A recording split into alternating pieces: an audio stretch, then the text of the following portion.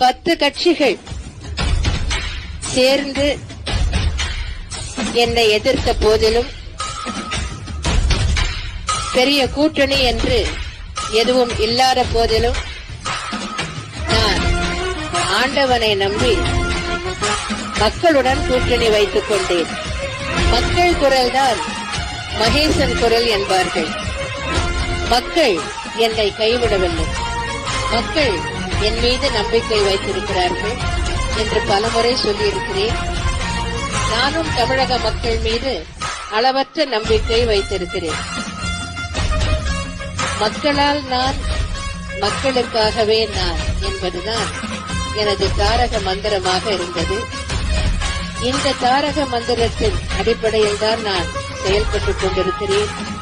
இனியும் தொடர்ந்து செயல்படுவேன்.